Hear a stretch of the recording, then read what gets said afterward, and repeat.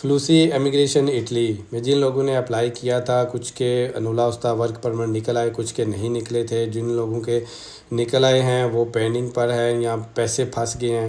تو کیا آپ اپنے پیسے واپس لینے کے لیے اس کے اوپر جس سے آپ نے ایگریمنٹ کیا ہے کوئی FIR دنوچہ کروا سکتے ہیں؟ تو بالکل آپ نہیں کروا سکتے، کیونکہ فلوسی امیگریشن کی فیس بہت کم ہوتی ہے. لاسٹ ٹائم کافی لوگوں نے کافی زیادہ پیسے اس سے ارن کیے ہیں جو کمیونٹی یہاں پر ہے. کچھ نے 8,000 میں ڈیل کی، کچھ نے 10,000 یورو 12,000 یورو تک بھی ڈیلیں کی ہیں.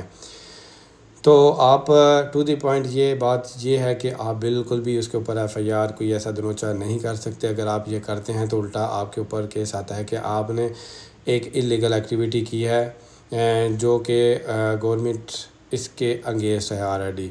تو آپ یہ بالکل نہ سوچیں کہ اگر آپ کو کوئی اپنے آفس کا نام لکھ کے بھی دیتا ہے کہ میں نے آپ سے پیسے ریسیو کر لیں یا بونیفیکو کر دیے ہیں، آپ نے بینک سے ٹرانسفر کیے ہیں، پروف دے دیں گے، تو یہ سارا الٹا بھائی آپ کے اوپر بھی پڑتا ہے.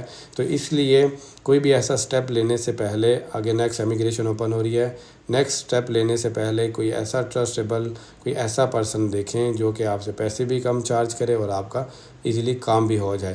ضروری نہیں ہے کہ آپ اٹلی میں پہنچیں. اٹلی میں پہنچنے کے بعد بھی آپ کے بہت مسئلے مسائل ہوتے ہیں کہ آپ کے مالک آپ کو آگے ورک پرمٹ کے لیے ڈاکومنٹیشن کے لیے اپلائی کرواتے ہیں یا نہیں کرواتے. اگر نہیں کرواتے تو وہ بھی ابھی بھی میرے پاس ان باکس پر میسیج تھا کہ 10,000 یورو مزید مانگ رہے ہیں.